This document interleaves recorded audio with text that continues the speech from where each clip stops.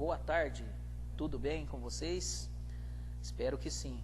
Estamos aqui mais uma vez para tentar levar o melhor conteúdo para vocês na continuação da qualidade de vida. Pessoal, é muito importante ter uma qualidade de vida hoje, muito boa, porque hoje a qualidade de vida é a principal ferramenta que nós temos para o nosso corpo, em relação ao coronavírus, em relação a todas as doenças que vêm aparecendo aí no mundo. Qualidade de vida é o meio mais correto para que você tenha uma vida saudável. Vamos lá? Pergunta aí. Aqui eu pus no início, que é a continuação lá das outras aulas anteriores, que nós possamos fazer essas atividades. Aliás, não vamos fazer porque nós estamos em distanciamento e estamos também no convívio da pandemia aí, vivendo esse dilema aí.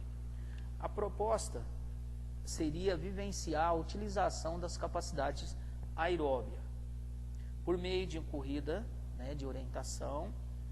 E para que isso acontecesse, nós deveríamos estar aqui presente, né? E eu ia orientar vocês como seria essa corrida para a gente fazer, para a gente vivenciar, né? Nós não ia fazer uma corrida, nós iríamos vivenciar só. Mas aqui eu vou passar para vocês, porque está na apostila, aí na página 17, e vou passar para vocês aí. Espero que vocês possam entender ou imaginar se nós estivéssemos aqui na escola e se a gente poderia vivenciar essa atividade. Lembrando vocês também que na avaliação de vocês vão ter 5 questões de atividade, tá? A educação física. Então aquelas aulas anteriores são os materiais que nós vamos tirar essas 5 atividades para vocês fazerem, beleza? Esse aqui que a gente está vendo que está escrito atividades, seria uma atividade prática que nós iríamos tentar vivenciar ela aqui na escola, certo? Mas eu vou passar para vocês e vocês vão imaginar se teríamos condições de poder realizar essa atividade aqui. Primeiramente, caminhe com uma turma pela escola, né, isso é vocês imaginando, tá, pessoal? Nós não vamos fazer isso porque nós estamos na pandemia, lembrando sempre vocês. Então, ó, primeiramente, caminhe com uma turma pela escola, nós ia caminhar pela escola, todo mundo junto, observando os detalhes da construção e da vegetação, das plantas e da construção do estabelecimento aqui da nossa escola. A B. Em seguida, cada um de vocês deveriam desenhar em um mapa da escola, né, e um deles será sorteado e servirá como rota para a atividade. Então, cada um ia desenhar um mapa da escola e ia servir como mapa para que nós pudéssemos fazer a nossa atividade. Mas, lembrando, a gente está fora, não vai ter como fazer isso. Eu, professor, ia definir no mapa os pontos de controle. Os pontos de controle seria onde ia controlar a passagem de cada atleta ali, certo? Para no final somar e ver quem passou naquele ponto e quem não passou. Por exemplo, como nós íamos vivenciar, nós ia arrumar algum atleta que ele ia burlar essa estratégia, ele não ia passar em certos pontos e com isso nós iríamos vivenciar aquele atleta que não conseguiria fazer a sua pontuação. D. A competição seria por equipes, composta de trios, que sairão para o percurso em intervalos de minutos. Por exemplo, um grupo ia sair às 8, outro grupo ia sair às 8h05 e outros às 8h03. E eles iam fazer esse percurso como se fosse uma corrida de orientação. E, para terminar, a equipe que passar por todos os pontos de controle no menor tempo possível, vencerá a corrida. Então, pessoal, aqui na escola nós teríamos que arrumar vários pontos de estratégia de dificuldade para o aluno. Por quê? Numa corrida de orientação, seria numa mata, ou num bosque, ou num horto florestal, né? E a gente ia bolar essa corrida. Mas como os alunos, vocês alunos não poderiam sair da escola, não podem sair da escola, nós teríamos que tentar fazer dentro da escola, né? Seria uma vivência só para a gente ter uma noção e para vocês terem uma noção de que a gente poderia acontecer essa corrida de orientação dentro da escola. Beleza? Então vamos lá para as nossas conexões. A corrida de orientação é uma prática interdisciplinar, pois trabalhas conteúdos de diversas áreas do conhecimento. Com a arte é possível relacionar os desenhos, cores e símbolos, com a geografia, leitura espacial, a cartografia e as coordenadas geográficas. Com a matemática, aprende-se a noção de escala, ângulos, gráficos e distâncias. E com a biologia, é possível identificar a fauna e a flora, e além de desenvolver consciência ambiental. Então, pessoal, eu sempre falo que a educação física tem tudo a ver com as outras disciplinas. E aqui o autor, nas conexões, ele diz isso, da geografia, da arte, né, da matemática, da história, da biologia. Então, pessoal, tem tudo a ver, atividade, educação física e com outras disciplinas. E hoje, a educação física escolar, ela está sendo mais vista como uma disciplina importante por causa desses movimentos. Por exemplo, para você conseguir um objetivo, você vai subir, vamos falar da matemática. Você sobe numa balança, está com 80 quilos, vamos supor um exemplo, estou dando um exemplo de 80 quilos, e aí você fez atividade física durante 3 meses. Você subiu na balança, foi para 65, 70 quilos, aí você tem que fazer uma conta, simples, mas tem que fazer, de subtrair. 80 menos 70, você perdeu 10 quilos, né? Então, com isso, você fez a parte da matemática, beleza? Então, tudo isso, a caminhada, se você fez uma caminhada, se você fez uma corrida, quantos metros você correu durante a semana, quantos quilômetros você correu durante um mês. Então, tudo isso entra a matemática, né? Entra a física, entra a geografia, que você correu na cidade, fez um mapa lá pelo seu aplicativo, também tem um mapa, que ele te dá um mapa daquele percurso que você fez. Então, tudo isso aí tem a ver.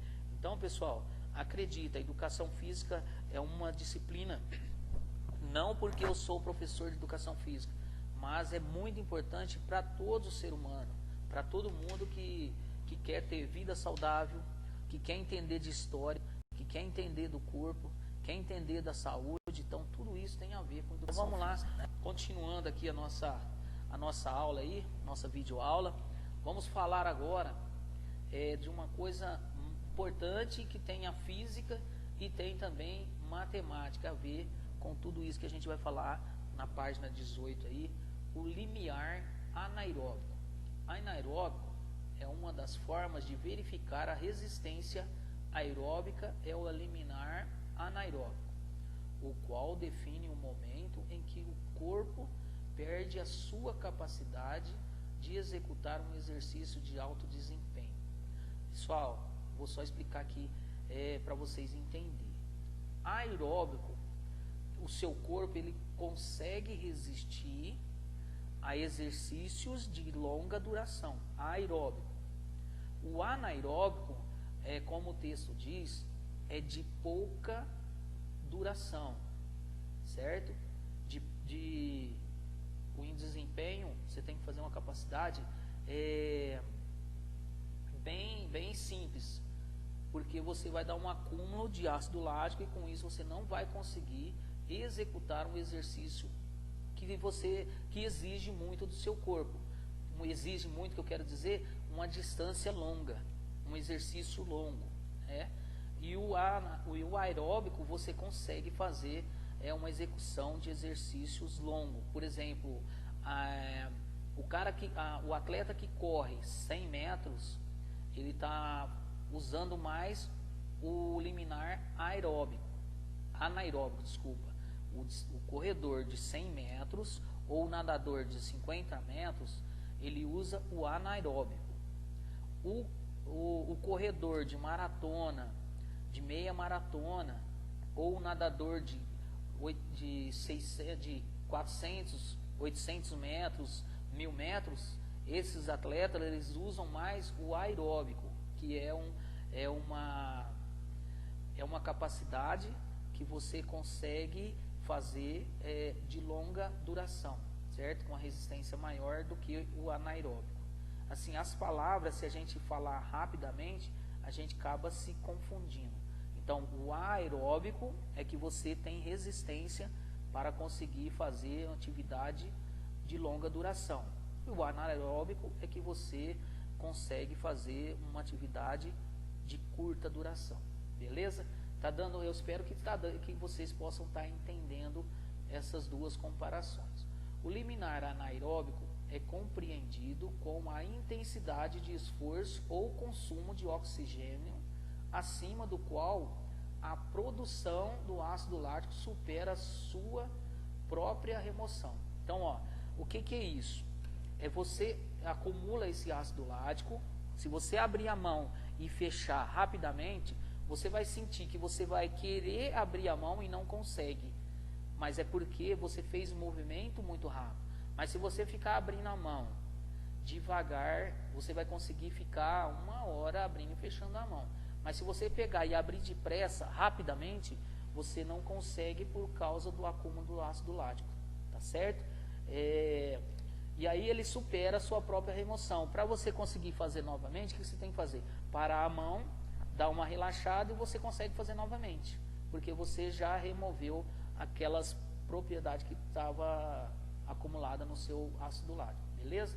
É muito utilizado para prescrição de exercício físico, normalmente em pessoas não treinadas. O limite anaeróbico atinge entre 50% a 70% do VO2 máximo, enquanto os atletas atingem o limiar anaeróbico em até 85% do VO2 máximo. Então, para tudo isso eu preciso de treinamento. Tudo isso aqui que nós falamos agora tem que ter treinamento. Você tem que ter um condicionamento.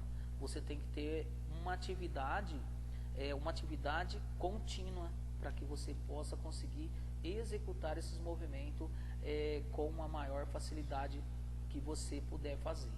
E com isso, o atleta que está bem treinado, ele consegue atingir até 85%, que dá 15% a mais do que quem não é treinado, né? O que não é treinado atinge o máximo até 70%. A pessoa que treina e que é treinado, ele atinge até 85%, são 15% a mais. Isso é um ganho enorme para quem está treinando continuamente. O liminar pode ser obtido como um teste de Cooper, no qual o objetivo é percorrer a maior distância possível no tempo de 12 minutos.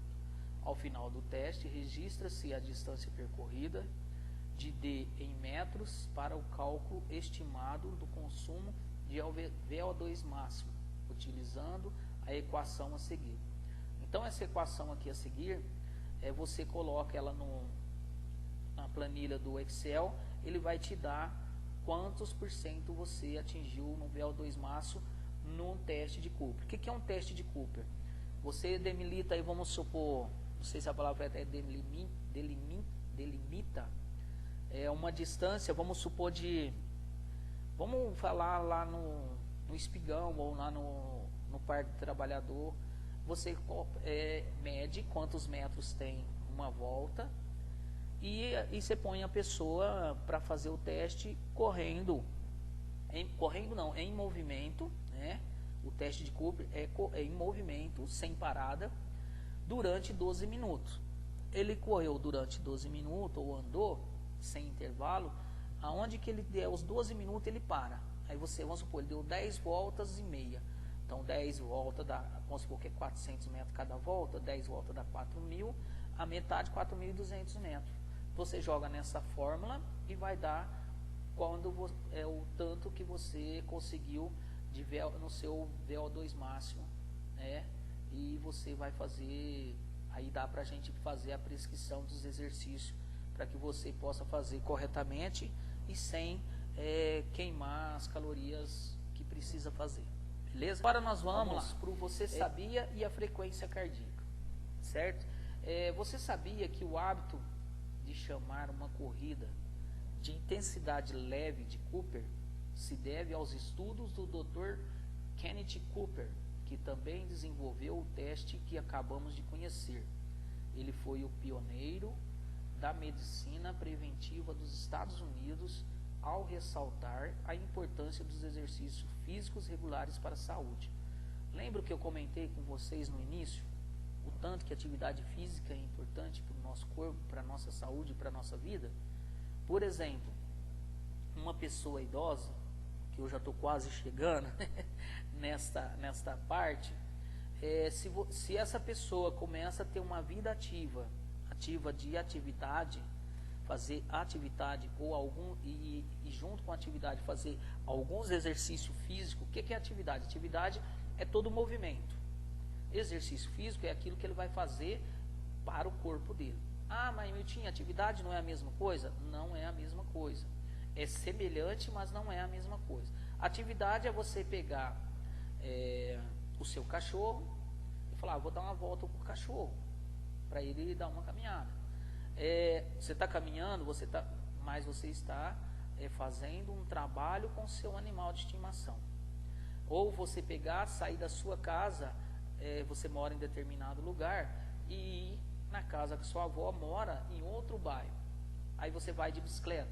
Você está fazendo uma atividade, porque vai chegar lá, você vai parar, você vai tomar um café, comer um bolo e voltar. Se você estiver fazendo um exercício, você vai e volta sem parar lá. Então o exercício é aquilo que você faz, você fala, vou fazer meia hora de caminhada, vou fazer uma hora de bicicleta, ou correr, não importa. O importante é você entender a diferença de atividade e a diferença de exercício. Atividade é aquilo que você faz todo o movimento. Exercício é aquilo que você sai para fazer como um exercício mesmo, propriamente dito. Vou fazer uma hora de exercício. Não importa se você vai na academia, na natação, você está fazendo um exercício para o seu corpo, especificamente para aquele motivo ali que você se programou para fazer, certo? E esse doutor aqui, ele fala o tanto que é importante a atividade física, os exercícios físicos regulares para a nossa saúde. Frequência cardíaca nada mais é que o batimento que você tem no seu coração durante o repouso e durante o exercício físico. Durante o repouso, geralmente eles falam que nosso batimento é 120 por 80 ou 12 por 8, pressão arterial, né? E vocês têm esse batimento cardíaco, essa frequência cardíaca aí. Agora eu vou falar que está escrito aqui para nós entender melhor sobre esse assunto aqui. Desculpa, a frequência cardíaca. Ao realizar o teste de Cooper, que a gente comentou no slide anterior, você sentirá seus batimentos cardíacos acelerarem.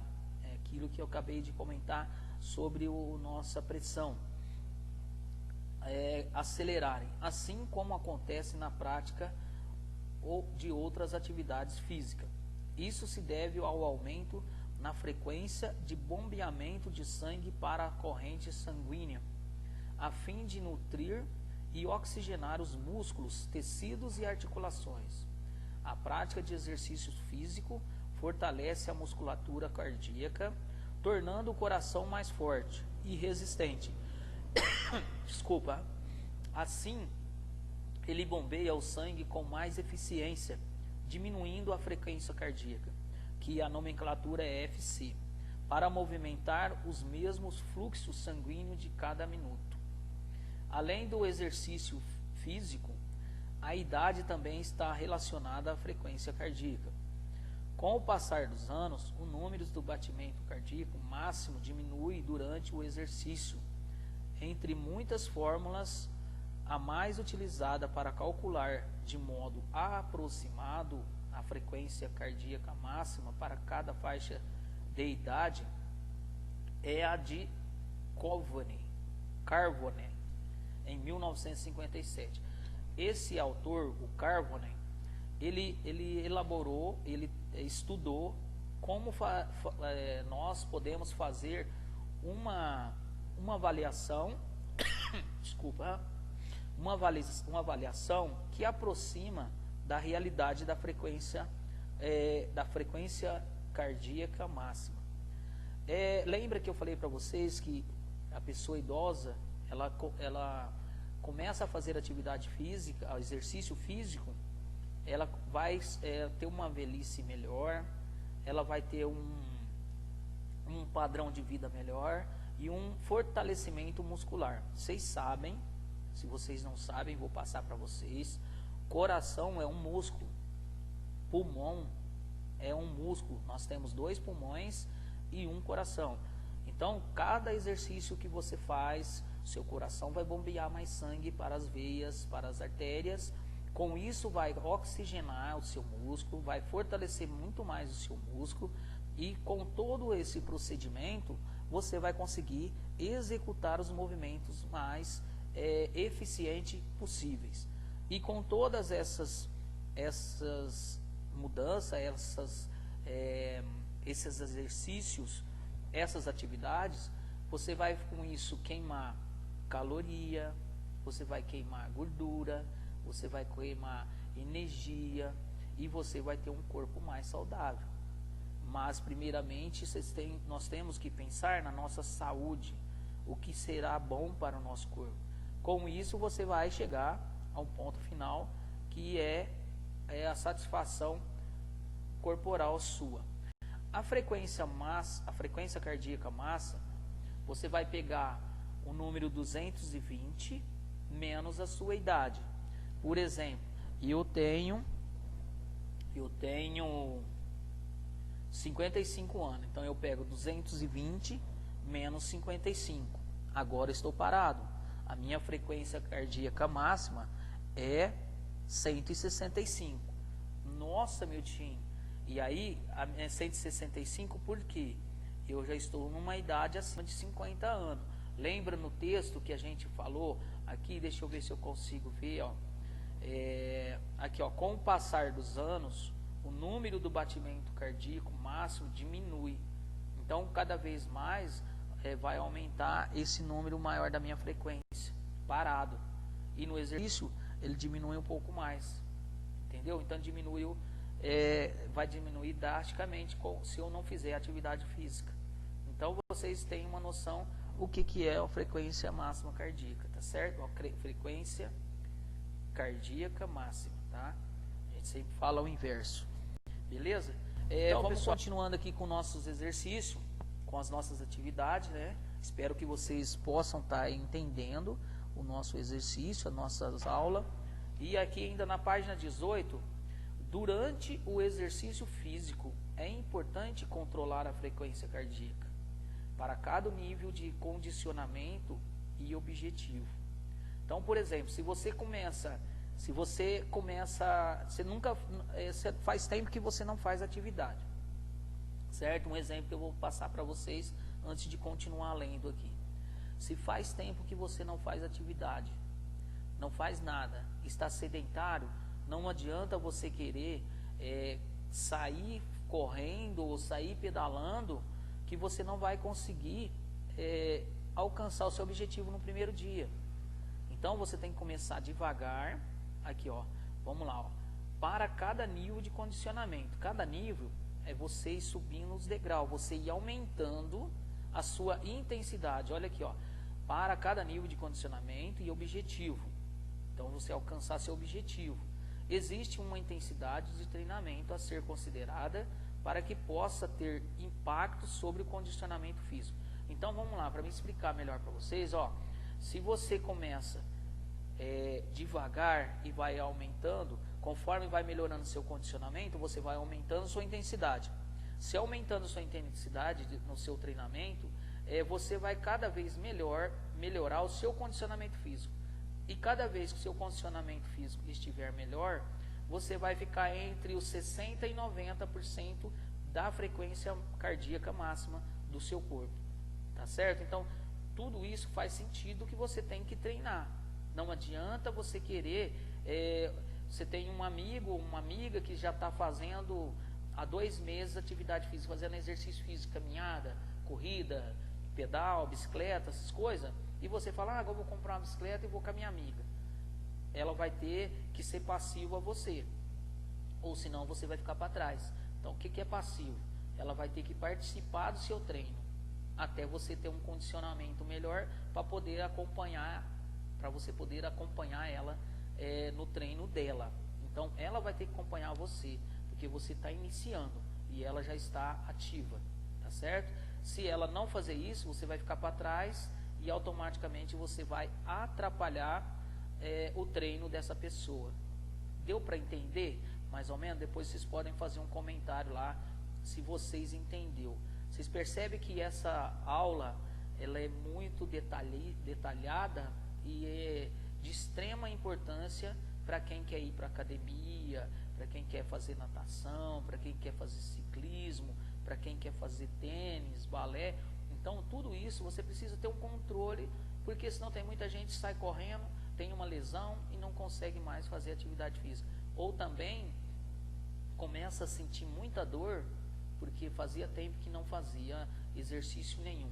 Aí começa a fazer exercício errado demasiadamente e com isso começa a ter umas dores musculares. E aí não vai fazer mais, porque não dá para fazer, por exemplo, abdominal. Se você faz abdominal, fazia tempo que você não fazia, aí você começa a fazer, faz só 10 séries, de 1 a 10, a hora que você no outro dia relaxa a musculatura, você vai ver tanto que é dolorido o abdômen, não dá nem para você respirar.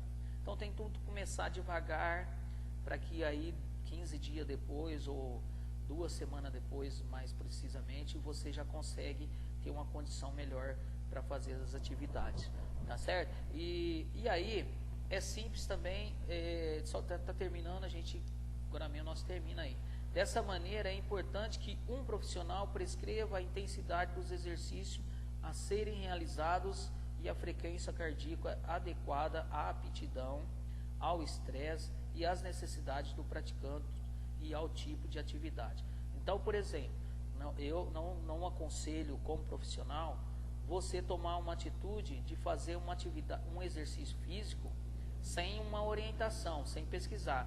Todas as pessoas que me perguntam, Miltinho, eu quero fazer isso, como que eu faço? Primeira coisa que eu indico, procura um nutricionista, faz uma avaliação no nutricionista. Essa avaliação, você vai falar para ele, eu quero saber o que meu corpo está precisando, que está faltando para suprir, e qual o suplemento que eu posso comprar para que eu possa estar suprindo essa necessidade do meu corpo. Ponto. Fez com a nutrição, você já sabe o que o seu corpo precisa e o que você precisa comprar. Procura um professor de educação física e fala para ele fazer as avaliações, paga para ele uma aula, fazer as avaliações, prescrever os treinos para você e ver qual a sua condição física que você está. Isso você começa a fazer suas atividades corretamente, sem precisar, sem perigo de acontecer alguma lesão.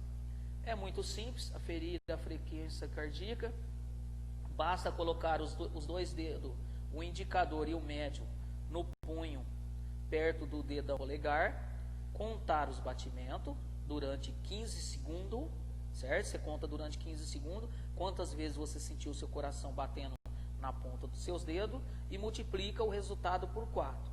Ou se você contar 10 segundos durante 10 segundos e multiplicar por 6 também, você vai ver como está a sua frequência máxima cardíaca e aí dá para você continuar seu treinamento. Se precisarem de alguma coisa, estou à disposição de todos vocês e espero que vocês tenham entendido. Qualquer dúvida, pessoal, não faça atividade sem conhecimento.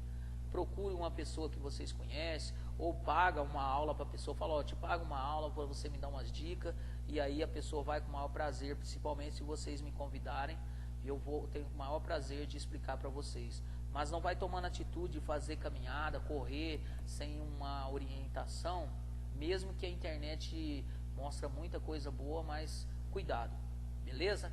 Espero que vocês tenham gostado e acredite no poder da educação. Não esqueçam, nas provas de vocês vão ser 5 questões de educação física, beleza? Abraço a todos, fiquem com Deus e se precisar estamos aí para mais uma explicação para vocês aí, para a gente solucionar as dúvidas.